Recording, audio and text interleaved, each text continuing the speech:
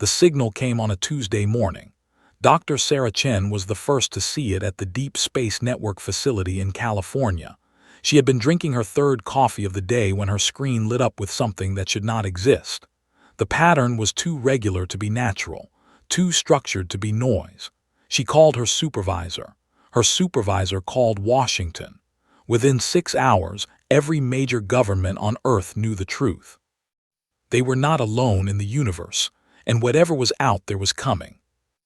The signal had been decoded by a team at MIT within 3 days. It was not a greeting. It was not a message of peace. It was a countdown. The alien transmission contained coordinates, timestamps, and what appeared to be inventory lists. Lists of planets, lists of resources. Earth was on that list. The estimated arrival time was 18 months. World leaders gathered in an emergency session at the United Nations. The meeting was closed to the public. Inside that room, men and women who had spent their careers arguing over borders and trade agreements now faced a different kind of problem. Admiral James Morrison of the United States Navy stood before them with a simple presentation. The slides showed what humanity had: a few satellites, some nuclear weapons, aircraft that could not leave the atmosphere, ships that floated on water. Against an enemy that crossed the stars, they had nothing. The Chinese delegate spoke first. General Liu Wei had spent 30 years studying warfare. He had written books about strategy and tactics. None of them covered this situation, but he understood one thing very clearly. They could not fight each other anymore, not if they wanted to survive. Within 1 week, something happened that historians would later call the greatest miracle in human history. Every nation on Earth signed a single document. The Global Defense Initiative was born. All military resources would be pooled. All scientific knowledge would be shared. All industrial capacity would be directed toward one goal: building a fleet that could defend Earth. Dr. Elena Vasquez was a propulsion engineer at NASA. She had spent 15 years working on theoretical designs that no one would fund, engines that could push ships to fractions of light speed, systems that seemed like science fiction. On the day the initiative was announced, she received a phone call. Her budget was no longer a problem. Her team was no longer 12 people in a basement. She now had access to every rocket scientist on the planet. The work began immediately. In shipyards around the world, construction crews worked in 3 shifts around the clock. Steel mills that had been closing down for years roared back to life. Factories that made cars started making hull plating. The global economy did not collapse. It transformed. Every able body was needed. Unemployment dropped to 0 within 2 months. Marcus Williams was a welder in Detroit. He had been laid off 3 times in 10 years. Now he worked on something he never could have imagined: the curved hull of a warship that would fly through space. He did not fully understand the blueprints, but he understood his job: make the welds perfect, make them strong. Because someday soon his work would be the only thing standing between those welds and the vacuum of space. The first major breakthrough came from an unlikely place. A 16-year-old girl in South Korea named Park Jae-young had been working on her computer science project when the signal was announced. She had an idea about distributed computing that she posted on an online forum. Within days, her algorithm was being used to coordinate the global construction effort. Millions of factories, thousands of ships, all synchronized through a system designed by a teenager. Not everyone adjusted easily. There were protests at first. Some people believed the signal was a hoax. Others thought surrender was the only option. A few even welcomed the aliens as saviors. But these voices grew quieter as the months passed. The evidence was too strong. The threat was too real. And for the first time in history, humanity had a common enemy that was not human. Dr. Chen continued to monitor the alien signal. It changed over time. The countdown continued, but new data appeared: ship specifications, weapon capabilities. It was almost as if the aliens wanted humanity to know what was coming. Perhaps they did. Perhaps they enjoyed the fear. Or perhaps they simply did not consider humanity a threat worth hiding from. That assumption would prove to be a mistake. In the third month, the first prototype ship lifted off from a facility in the Gobi Desert. It was small and ugly and barely functional. It crashed within an hour, but it had flown. It had left the atmosphere under its own power. The engineers celebrated for exactly 5 minutes before returning to work. They had 17 more months, and they would need every second. Admiral Morrison established the United Earth Defense Command from a bunker in Colorado.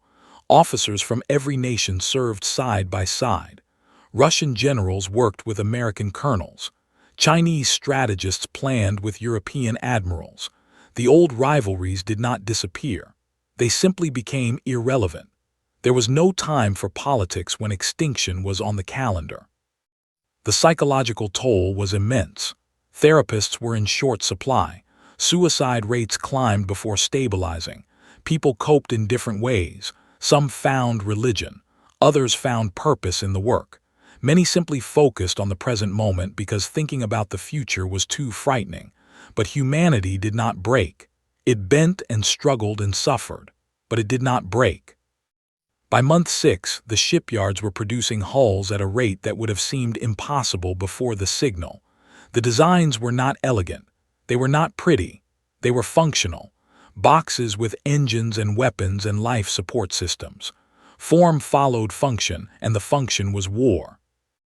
The weapons development program was led by Dr. Yuki Tanaka, a Japanese physicist who had spent her career studying particle acceleration.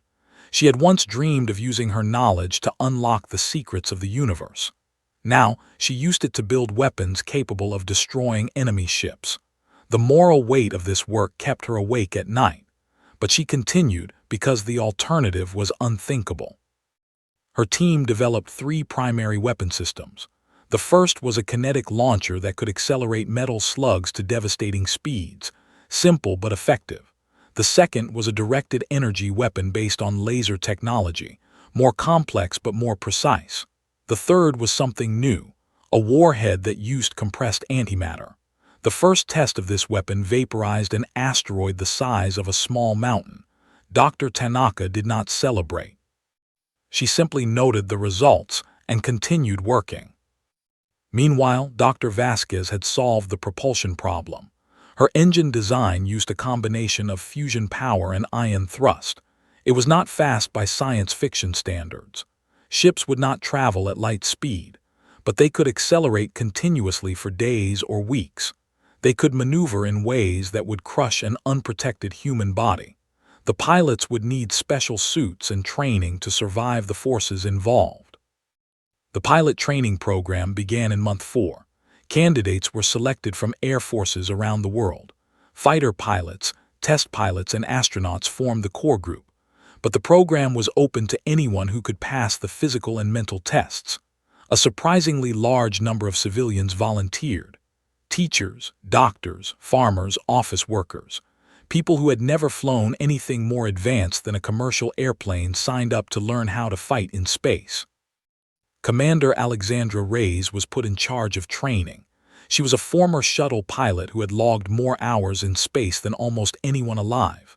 She was also known for being demanding, strict, and absolutely fair. Under her leadership, the program turned raw recruits into combat pilots in record time. The training was brutal. Many washed out. Some were injured. A few died in accidents, but those who graduated were ready. The first combat-ready ship was completed in month 9.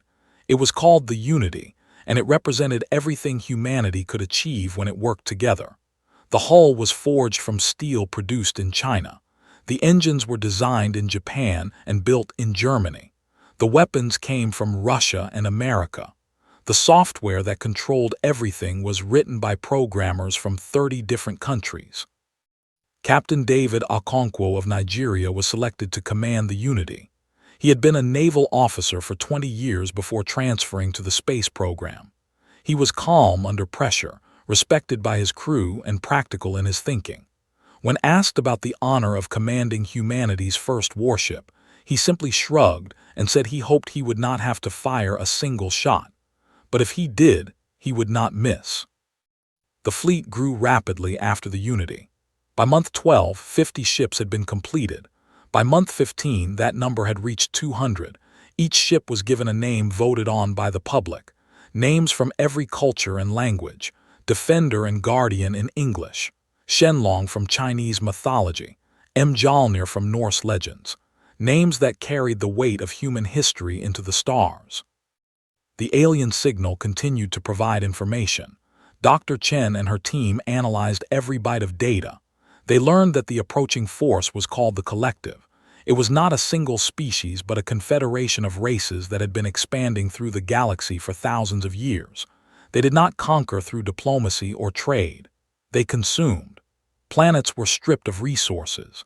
Populations were enslaved or eliminated. Resistance was expected and crushed. The Collective had never failed to conquer a target world. Their record stretched back millennia. They had database entries for hundreds of species that no longer existed, entire civilizations reduced to footnotes in an alien archive. Earth was simply the next entry on a very long list. This information was shared with the public.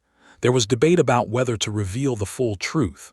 Some argued that hope was necessary for morale. Others believed that lies would be discovered and trust would collapse. In the end, the decision was made to be honest. Humanity deserved to know what it faced. The reaction was not panic. It was determination. If they were going to be a footnote, they would make sure it was a memorable one. The industrial miracle continued. Month 14 saw the launch of the carrier-class ships. These massive vessels could hold dozens of smaller fighters and served as mobile bases. They were the backbone of the fleet's strategy. The largest was named the Humanity, and it was the biggest object ever built by human hands. It took 40,000 workers 3 months to complete. When it launched, millions watched the broadcast. Some cried, others cheered. All understood what was at stake. Dr. Tanaka completed her final weapon in month 16. It was called the Prometheus device. She did not share the technical details with anyone outside her immediate team. Admiral Morrison knew only that it was a weapon of last resort, something to be used if all other options failed. Tanaka sealed the plans in a vault and gave the only key to the Admiral. She hoped he would never need to use it. The final 2 months were spent on coordination and practice. The fleet conducted war games in the outer solar system. Ships practiced formations and maneuvers. Pilots learned to work together across language barriers and cultural differences. The technology that connected them translated commands in real time. But the trust that bound them together had to be earned the old-fashioned way. Commander Reyes led a squadron of the fastest ships. She called them the Arrows. Their job was to be the first line of contact, to test the enemy defenses and find weaknesses. It was the most dangerous assignment in the fleet. Every pilot had volunteered knowing the odds. None had backed out. The day before the expected arrival, Admiral Morrison addressed the entire fleet through a video broadcast. His words were simple. He did not promise victory. He did not minimize the danger. He simply reminded them why they were there. Behind them was a planet full of people counting on them. Children who had never known a world without the alien threat. Parents who had worked double shifts to build the ships they now crewed. An entire species that had set aside its differences to face this moment together. They had done something no one thought possible. They had built a fleet from nothing in 18 months. Whether that would be enough remained to be seen.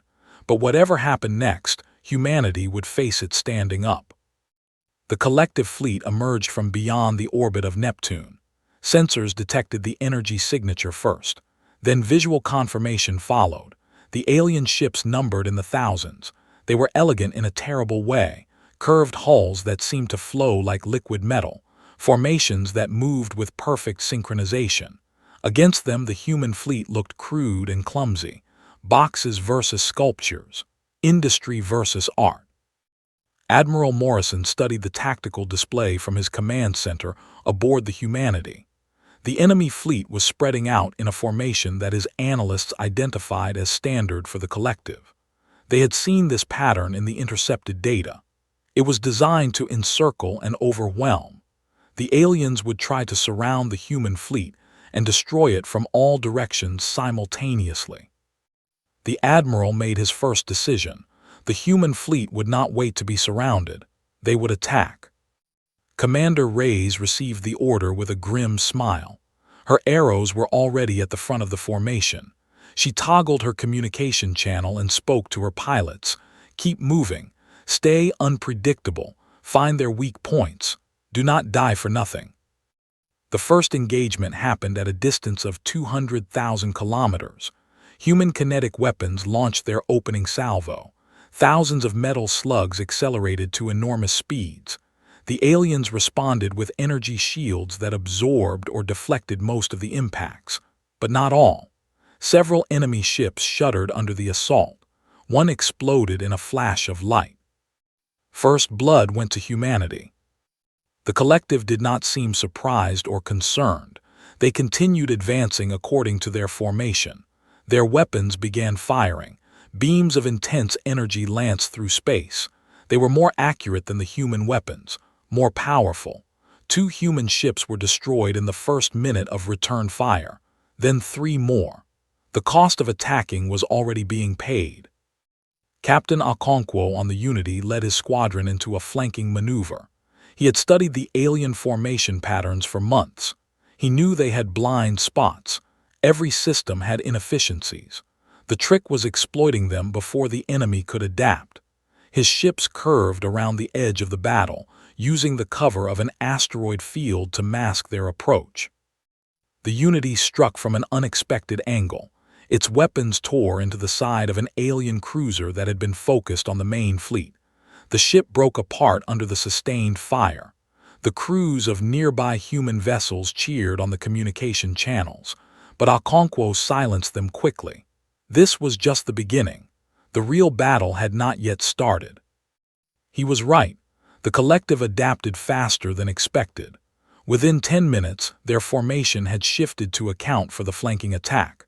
The blind spots that Okonkwo had exploited were closing, and the alien fleet was still advancing toward Earth. Commander Reyes pushed her arrows deeper into enemy territory. Her pilots were the best humanity had. They flew their ships at the edge of human endurance.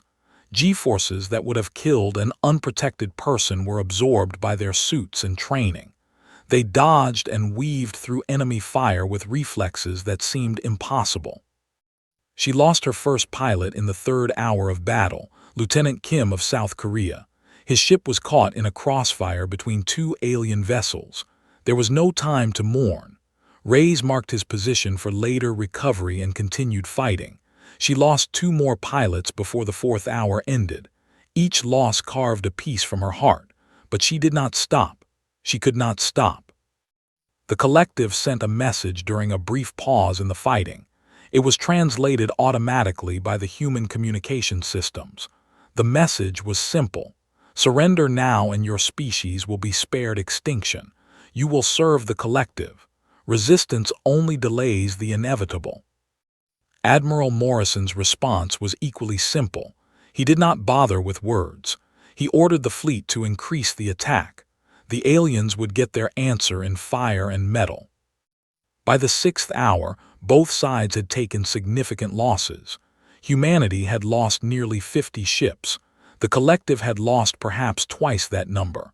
But the alien fleet was larger. They could afford losses that humanity could not.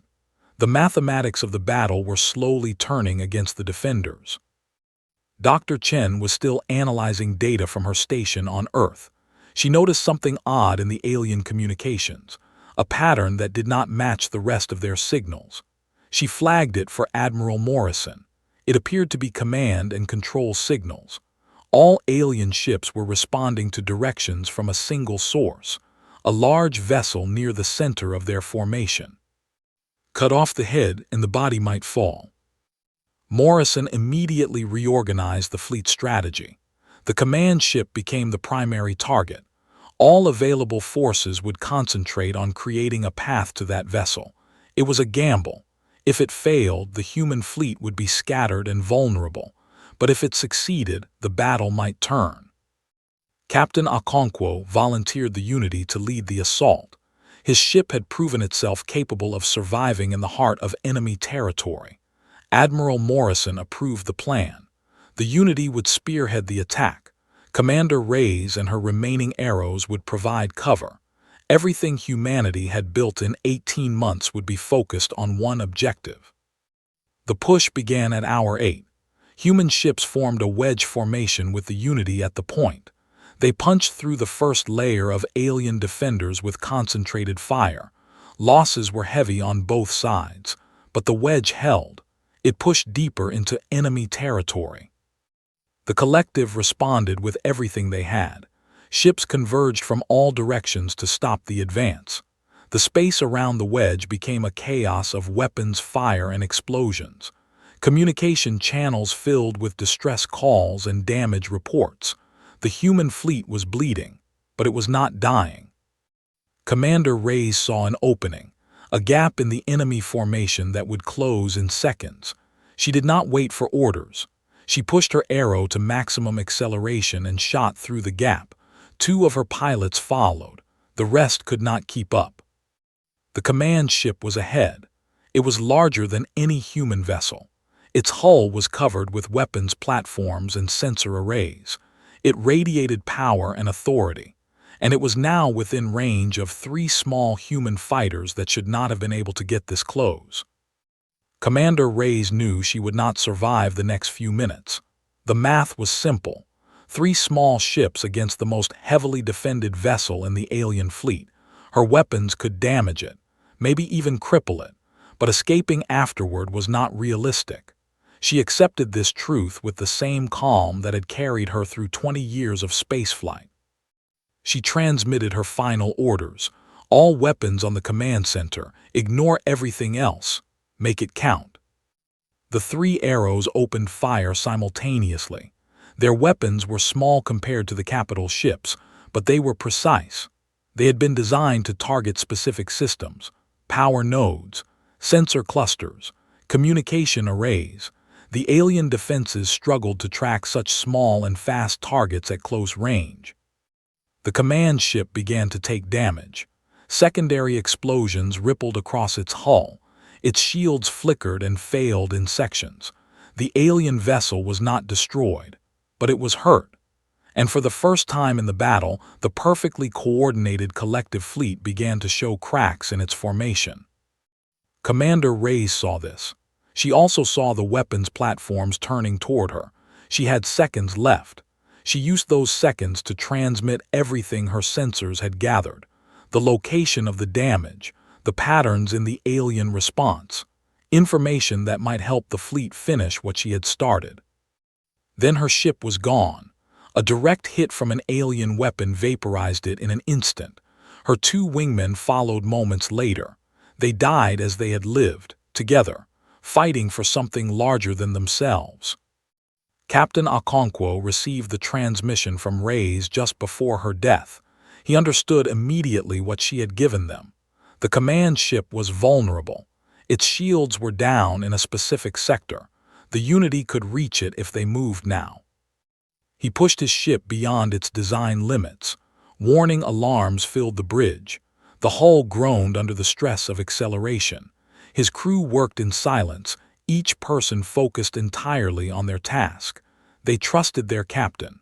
He had earned that trust over months of training and days of battle. The Unity broke through the final defensive screen. The command ship filled their view screens. It was wounded but still fighting, still directing the alien fleet. Okonkwo ordered everything they had to be fired at the damaged section Reyes had identified. The barrage lasted 12 seconds. Kinetic rounds, energy weapons, missiles, everything the Unity could throw at a single target. The alien ship tried to turn away to protect its damaged flank. It was too slow, too damaged, too surprised that these primitive creatures had gotten this close. The command ship broke apart. The effect on the collective fleet was immediate and devastating. Ships that had been moving in perfect coordination suddenly faltered. Some continued their previous courses. Others stopped entirely. A few collided with each other. The perfect machine had lost its brain, and the body did not know how to function without it. Admiral Morrison saw the chaos unfolding on his tactical display. He did not hesitate. All ships were ordered to maximum attack. Every weapon, every pilot, every advantage would be pressed while the enemy was disoriented. The next 4 hours were a slaughter. Without centralized control, the alien ships fought individually. Some were formidable opponents. Others seemed almost paralyzed. The human fleet exploited every weakness ruthlessly. Ships that had been holding back now threw themselves into battle. Pilots who had been conserving ammunition now emptied their magazines. The collective attempted to reorganize several times. Smaller command ships tried to take over coordination. Each time, human forces identified and targeted them specifically. The pattern that Dr. Chen had discovered was now a weapon. Any ship that broadcast command signals became an immediate target. By hour 16, the alien fleet had been reduced to scattered groups fighting desperate rearguard actions. Some ships tried to flee toward the outer solar system. Human vessels pursued them relentlessly. The order from Morrison was clear. No enemy ship would escape to report back to the collective. The Unity survived the battle, barely. Its hull was scarred and breached in multiple places. 2/3 of its crew were dead or wounded. Captain Okonkwo had a broken arm and burns across his face. When asked for a report, he simply said that they had done their job. The final alien ship was destroyed at hour 22, a cruiser that had been trying to hide in the rings of Saturn. A patrol group found it and eliminated it without hesitation. When the last energy signature faded from the sensors, a strange silence fell over the human fleet. Then the cheering began. It started on one ship and spread to another. Communication channels that had been filled with battle coordination now carried celebration. Tears and laughter mixed together. People who had never met embraced through video links. The weight of 18 months lifted in a single moment. On Earth, the news spread within minutes. Cities erupted in celebration. People poured into streets around the world. Strangers hugged each other. Old enemies stood side by side in relief. The threat that had united humanity had been defeated, and humanity had discovered something about itself in the process. They were not weak, they were not helpless. When pushed to the edge of extinction, they had pushed back, hard. Admiral Morrison made his final broadcast of the battle. He thanked the crews who had fought. He honored those who had fallen. He specifically named Commander Alexandra Reyes and her pilots who had sacrificed everything to create the opening that won the battle. Their names would not be forgotten. Then he reminded everyone that the work was not done. The collective was still out there. This fleet had been just one piece of a larger empire. Earth had won a battle. The war was far from over. But for now, humanity would take this moment. They had earned it. 5 years passed after the battle. The world changed in ways that would have seemed impossible before the signal came. The Global Defense Initiative did not dissolve when the immediate threat ended. Instead, it evolved into something new. A framework for cooperation that extended beyond military matters. Trade agreements were simplified. Border disputes were resolved through negotiation rather than force.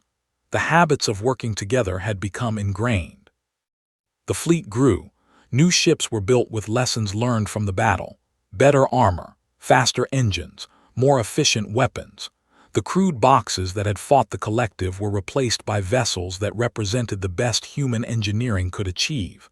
They were still not elegant by alien standards, but they were effective, and they carried something that no alien technology could match: the determination of a species that refused to surrender. Dr. Sarah Chen became the director of the Interstellar Communication Institute. Her team continued to monitor for alien signals. They detected several over the years. Most were from the collective, communications that confirmed Dr. Chen's fears. The empire was vast. It spanned thousands of star systems. The fleet that Earth had destroyed was a minor expeditionary force by their standards. But they also detected something else: signals from other species. civilizations that had been conquered or threatened by the collective, worlds that had heard about what happened at Earth.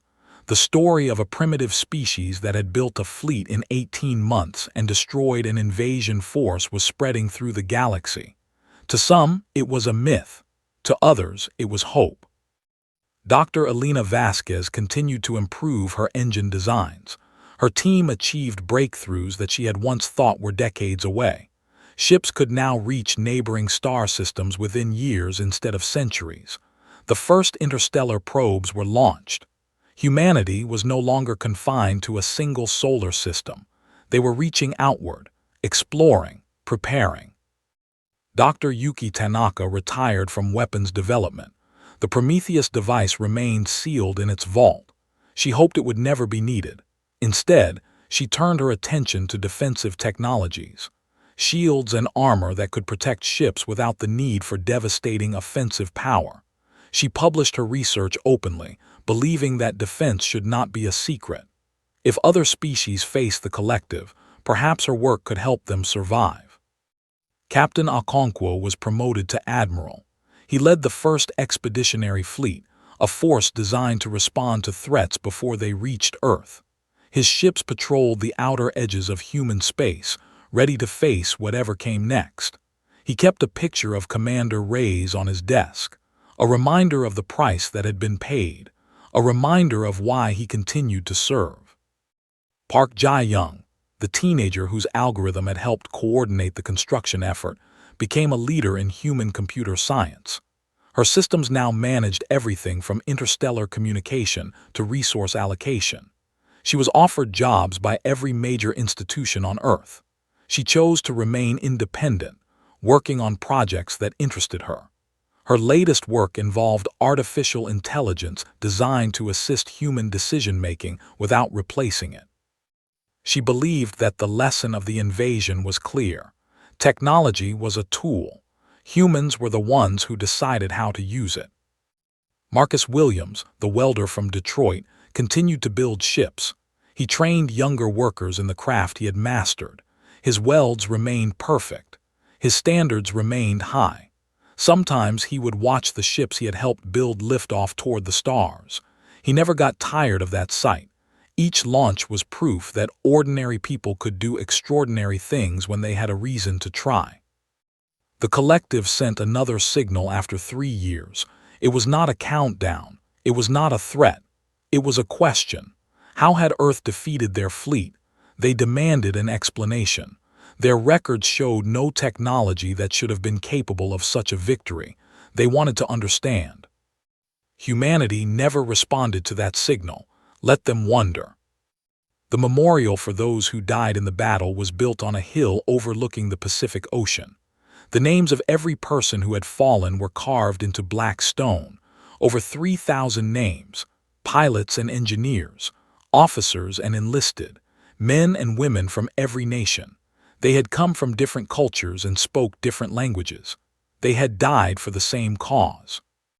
Visitors came from around the world to pay their respects. They left flowers and flags and small tokens of gratitude. Children who had been born after the battle came with their parents to learn about what had happened. Teachers brought classes to explain why the names on the wall mattered. The memorial became a place of pilgrimage, a reminder that freedom was never free. Commander Reyes received the highest honors that humanity could give. A star was named after her. A ship was named after her.